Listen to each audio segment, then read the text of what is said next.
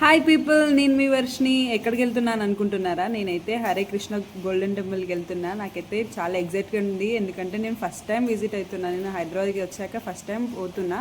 నాకు చాలా బాగా అనిపించింది. పోవడం ఏందో కానీ వర్షం అయితే బీవచ్చంగా పడింది. నేను పోయిన గడియ బాగాలేదు అనుకుంటా, నాకు తెలిసి అయితే. సర్లే, ఆ వర్షంలో కూడా నేను బస్ స్టాప్లో వెయిట్ చేసి మరీ వెళ్ళాము.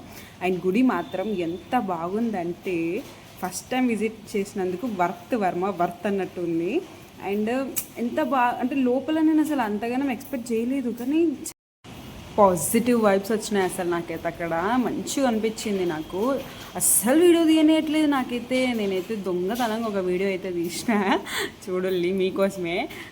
బయట నుండి కూడా లొకేషన్ అయితే చాలా బాగుంది. పక్కనే భజన చేస్తున్నారు. నాకు అసలు అక్కడ ఎంత మంచిగా అనిపించింది తెలుసా. మీరు కూడా వినండి ఆ భజన.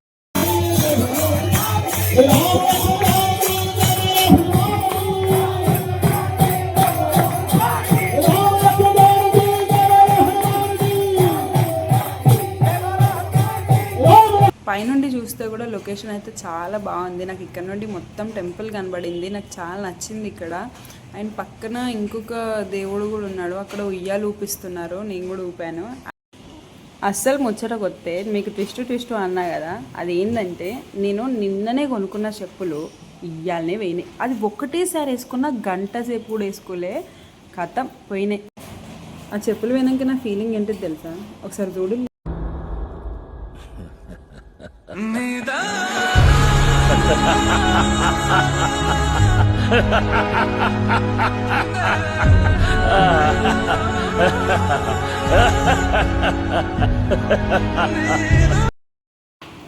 రజనీకాంత్ సార్ బాధపడ్డా. మళ్ళీ ఈ చెప్పులు పోయినందుకు 200 బొక్క పెట్టుకొని ర్యాపిడో బుక్ చేసుకొని మరి ఆటోలో పోయినా.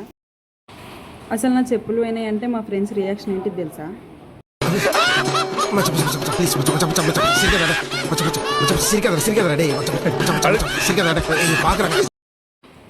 ఇదంతా అయినందుకు దేవుళ్ళు నా గురించి ఏం మాట్లాడుకుంటారో తెలుసా అసలు? వాడు దరిద్ర దేవత, మంచి స్నేహితులు, అతనిని బాగుపరచుట బహుదుర్లభము. ఇవన్నీ అయినాక కూడా నేను స్నాపులు తీసుకుంటున్నా. అయినా చెప్పులు పోతే చాలా మంచిదంట, దరిద్రం పోయినట్టంట, శని పోయినట్టంట. నేను ఒక్క వర్డ్ తోటి హ్యాపీగా ఫీల్ అయినా. అండ్ ఈ వీడియో ఇక్కడికే అయిపోయింది. Bye friends, bye.